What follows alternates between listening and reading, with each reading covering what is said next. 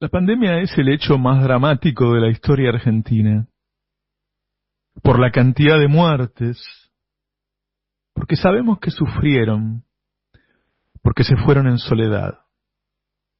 Pronto llegaremos a los 100.000 muertos, un drama impensado que deja a millones de personas, hijos, familiares, amigos, compañeros de trabajo, vecinos, en un triste duelo, y a toda la sociedad, golpeada, lastimada. Es el episodio más triste que vivimos como pueblo, y hablamos de un pueblo que ha sufrido mucho. El virus mató hasta ahora a 86.000 argentinos. La mayoría de ellos se fueron sin un abrazo, sin una palabra, ni una despedida. La pandemia es lo que configura la vida política hoy y seguramente lo que definirá las elecciones. Hace poco más de un mes, Bullrich comentó en una reunión, y yo lo conté aquí, tenemos que llegar lo antes posible a 100.000 muertos y denunciarlos por genocidio. Eso dijo Patricia Bullrich en una reunión. Hoy todo el espinel de Juntos por el Cambio culpa al gobierno nacional por el número de muertos. Ese será el eje de su campaña. El gobierno hizo todo lo que tenía que hacer. Nos garantizó camas suficientes, construyó hospitales, compró respiradores y finalmente está entre los 20 países que más rápido vacunó. Si el número de muertos comparado con otros países es alto o bajo, depende de la seriedad de cómo se registra en distintos países. En Argentina comenzó Kicillof y luego siguió el resto de los gobernadores. Se implementó un registro riguroso que no existe en países como Bolivia, Ecuador, Brasil, que se sabe subregistran. De todas maneras, 86.000 muertos es un número muy alto. ¿Por qué, si el Estado cumplió su misión, se perdieron tantas vidas? Importantes epidemiólogos afirman que es porque la circulación en Argentina siempre fue muy alta. Solo se cumplieron las reglas los primeros 2 meses. Luego la gente salió. En Italia, España, Inglaterra y tantos países las cuarentenas se cumplieron. Y no fueron más cortas, ¿eh? Eso es mentira. Eso no es cierto. Si vos ibas ahora nomás, hace 2 meses a Italia, no se veía un alma luego de las 19 horas. En Londres estuvieron meses sin asomarse a la calle. En Chile se llegó a prohibir hasta el delivery, si no era de comida. ¿Dónde estuvo la diferencia? No hubo en Europa ni un solo medio, ni un solo opositor que llamara dictadura a sus gobiernos. No hubo en Europa un solo medio ni opositor que llamara al pueblo a rebelarse contra los cuidados. Lo que hubo en Argentina es un enorme trabajo de la oposición y de los medios de comunicación para que la gente saliera a la calle a contagiarse, desafiando los consejos del gobierno y los epidemiólogos. La oposición organizó 7 marchas, 7, solo durante 2020. Contra los médicos cubanos, contra la estatización de Vicentín, contra la infectadura, contra la cuarentena más larga del mundo, dijeron, contra las clases virtuales. Buscó que el pueblo se rebelara contra los cuidados, y buena parte del pueblo se rebeló. Recuerdo bien a la Nata diciendo, a mí nadie me va a prohibir salir. Recuerdo a Novarecio diciendo que él saldría igual. Recuerdo a Berenstein diciendo que Alberto no tenía autoridad moral para pedirle que se quedara en su casa, a Cristina Pérez desafiante, a tantos otros. No querían salir ellos, no. Lo que querían era que salieras vos. Demonizaron a los infectólogos. Dijeron que no iban a poder caminar por la calle. Pedro Kant nos dijo desde el primer día, el virus no te busca a vos, vos buscas al virus. Eso querían ellos, y por eso Kant era su enemigo. No fue solo el resultado de los contagios que sucedían en las marchas, era el resultado posterior de rebeldía entre los que miraban las marchas por TV. En Europa pasaron meses sin salir de sus casas. Acá hacían campañas para que salgan a correr los runners, para que abran los bares, para que abran los restaurantes, para que haya clases. Qué linda noche para tomarse una cervecita, dijo María Laura Santillán, cuando la muerte arrasaba a la capital. Lo vimos al hijo de Leuco festejar el primer día de 10.000 contagios. Buscaban los contagios y lo festejaban cuando lo lograban. La estrategia de la derecha fue generar muchos muertos para luego echarle la culpa al gobierno. El 30 de mayo de 2020, 2 meses después de comenzada la pandemia, hicieron la primera marcha. Solo habían pasado 2 meses desde que se desató la pandemia. Ahí estaban Bullrich, Brandoni, Iglesias y tantos otros. Por una cuarentena inteligente, libertad para trabajar y movilizarse y en repudio al Estado totalitario, decía la invitación que circulaba por las redes de Juntos por el Cambio. Desde la tele la promocionaban Leuco, Viale, Todo TN, la llamaban la caravana de la infectadura. Ese día hubo 8 muertos y 800 personas infectadas. Ya llevábamos la cuenta de 528 muertes y 16.000 contagios. El 20 de junio salieron de nuevo. El banderazo le llamaron. El presidente pidió en una radio que por favor se quedaran en sus casas. Nuevamente los dirigentes de Juntos por el Cambio, los periodistas del Grupo Clarín, del Grupo La Nación, de Telefe, de América y tantos otros sacaron a la gente a la calle. Por Vicentín, dijeron. Ese día hubo 31 fallecidos y 2.060 casos. En total, contábamos en Argentina ese día, 979 fallecidos y 39.500 contagios. Y llegó el 9 de julio y leíamos: con epicentro en el Obelisco y réplicas en más de 70 localidades del país, una multitud de personas encabezó ayer un banderazo por la libertad. Eso decía La Nación. Y seguía: marcharon en rechazo de las medidas oficiales vinculados a la cuarentena por el coronavirus, la intervención de Vicentín, la excarcelación de Lázaro Báez y en defensa de la libertad de expresión. Por todo eso marcharon. Mirá vos. Ya íbamos por 1.720 fallecidos y 90.000 contagiados. Y llegó el 17 de agosto y el radical Luis Brandoni fue una de las voces de la convocatoria de ese día. Y fue Patricia Bullrich, y esa vez dijo que iba como presidenta del PRO. Es una convocatoria en favor de la Constitución y el respeto de la libertad, decían los medios. Ya había subido el número de muertos. Ya teníamos 4.568 ese día y casi 300.000 contagiados. Ese día hubo 111 muertos. Ya aparecían los números altos. Desde TN llamaron a la desobediencia civil. Escúchalos. Que a veces parece haberse enamorado de la agenda de la cuarentena. Infectadura. Se acaba la dictadura de los médicos, digamos, la dicta blanca. Y yo creo que hubo un enamoramiento de la cuarentena. Los efectos en la economía son letales.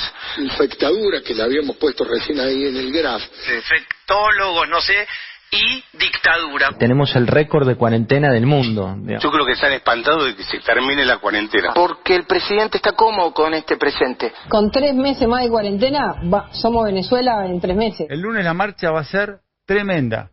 Y va a ser por el cansancio de la gente y la angustia de la gente.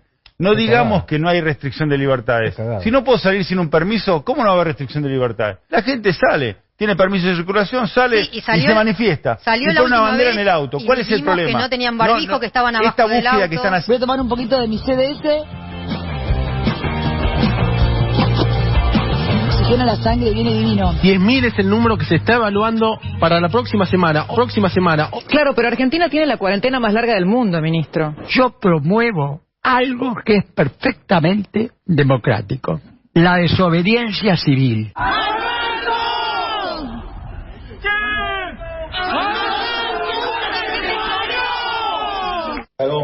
Júntense, boludo, se está juntando todo el mundo, es un asado. A ver, poner los huevos arriba de la mesa, mariquito. Eso hicieron. lograron que la gente se rebelara, que el pueblo dijera, y bueno, salgamos.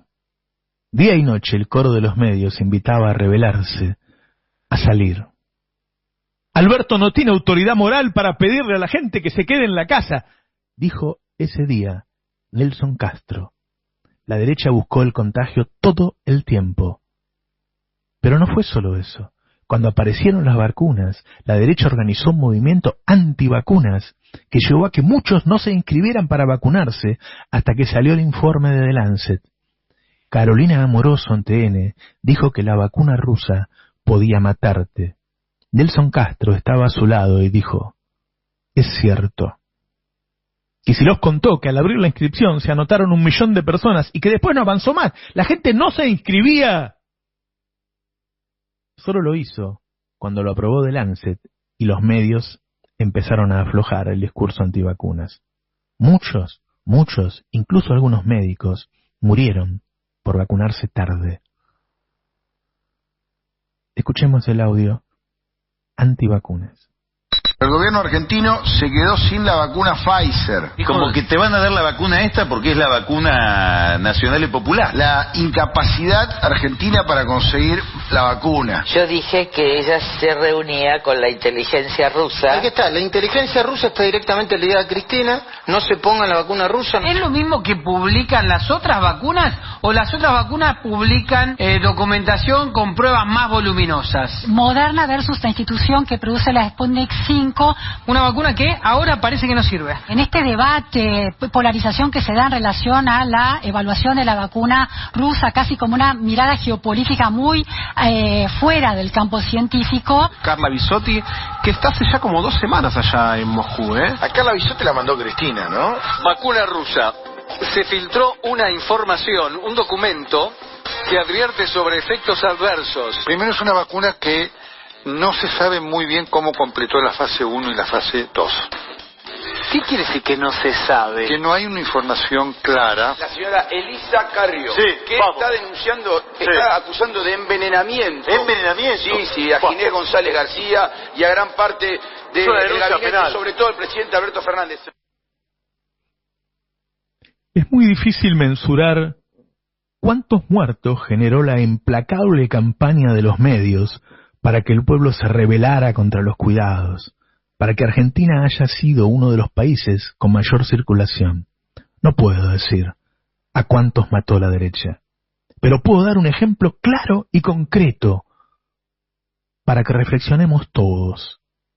En Formosa, entre el 19 de marzo de 2020, que empezó la pandemia, y el 7 de marzo de 2021, un año después, día en que Bullrich y TN organizaron la primera marcha, hubo un solo muerto por COVID. Repito, desde que empezó la pandemia hasta el día que Bullrich y TN organizaron la marcha más grande que se haya hecho en la historia de Formosa, hubo un solo muerto en Formosa. ¡Un solo muerto! Eso había logrado el gobierno de Formosa. Un solo muerto. Y entonces llegaron ellos. TN y Juntos por el Cambio organizaron la marcha más grande de la historia de la provincia. 2 meses después, Formosa llegó a los 500 muertos. La derecha mató a 499 formoseños en 60 días. Hoy va por 760 muertos. Una vez que se rompió el dique, una vez que la gente salió, una vez que la gente se rebeló, la gente murió. Escuchémoslos. La que está disfrazada paródicamente de presa es Patricia Bullrich. Un poco, supone uno, queriendo contar la situación de fase 1 de la cuarentena, es que los pone presos, efectivamente. Uno escuchaba los testimonios, Nico, y era terrible, gente que no ve a sus parientes hace 8 meses, 10 meses, que no puede andar en bicicleta, no puede ir a la costanera. Claro, Clorinda está cerrada hace 180 días. A ver, se habla de Infran, puede caer el gobierno. Hay un grito de libertad muy fuerte en Formosa. Recién pasamos por el centro, que había una manifestación, se juntan todos los días. Mañana hay una muy grande de todos los comerciantes. Acá la educación en la ciudad de Formosa y en Clorinda aún no comenzó. Es una sociedad basada en el miedo y nosotros sabemos, ha habido una explosión de gente en las calles en la ciudad de Formosa, la marcha más grande de la historia de esta ciudad. Se está descubriendo qué hay detrás de Infran, qué hay detrás de este régimen, qué hay detrás de este sistema antirrepublicano o no republicano, de concentración del poder, de una sociedad con miedo. Usted plantea la intervención de Formosa y plantean que el presidente se pronuncie claramente sobre lo que está pasando. Vivís en un encierro total y absoluto. Lo que debería hacer Alberto Fernández es obligar al gobierno de Formosa a seguir, como todas las provincias, a que empiecen las clases. Eso no son centros de aislamiento para prevenir el COVID, son centros de detención forzosa de un gobierno autoritario, como en otras provincias existe, a donde no existe libertad de prensa, a donde se hace lo que quiere el patrón. Eso hicieron en Formosa, así rompieron los cuidados, así rebelaron a la población, y así una provincia que había logrado cuidar la vida de los formoseños, solo un muerto en un año de pandemia, tuvo 500 muertos en 2 meses. No puedo mensurar cuánto de los 86.000 muertos que hubo en Argentina tienen que ver con ese discurso constante para que la gente se rebelara, saliera a la calle, y Argentina se convirtiera entonces en uno de los países de mayor circulación. Pero sí puedo sacar la cuenta muy clarita de a cuántos mató la derecha en Formosa. Claro, una vez que los mató, le echó la culpa a Alberto. Escuchémoslo. Así incluso nos ha sorprendido de gran forma los 5.630 casos reportados en Formosa, una provincia que a partir de medidas de restricción muy duras ha conseguido aplanar sus números y nos sorprende claramente las cifras de las últimas horas. Nosotros veníamos como le decía, con una cantidad de casos, un promedio de casos de 100 a 200 casos por semana provinciales, y actualmente, esta semana que pasó, la semana anterior, tuvimos 4.686 casos totales en la provincia, nuevos positivos. El caso Formosa es particularmente escandaloso, Eduardo, porque hoy notificó 5.016 casos. El lunes había notificado 5.630 casos. Esto es realmente escandaloso. O sea, en 48 horas, Formosa duplicó los casos de contagios de una pandemia que arrancó el 20 de marzo del año pasado en la Argentina. Es el peor manejo sanitario que hubo en toda la Argentina. Realmente es escandaloso. ¿Qué pasó con Formosa? Nuevamente Formosa corroboró hoy registrados 5.016 casos. Las autoridades sanitarias de esta provincia han confirmado la circulación de la cepa brasileña, la cepa de Manaos, en Formosa. Formosa, que había sido la provincia que mejor había llevado las cosas. Luego de eso, llegamos a que Silvia Mercado dijera que Formosa tuvo el peor manejo de la pandemia. Eso quieren hacer con Alberto, acusarlo de genocidio, culparlo por las muertes. Los mataron ellos. No sé cuántos, pero fueron ellos. La derecha carga con tanta muerte en nuestra historia.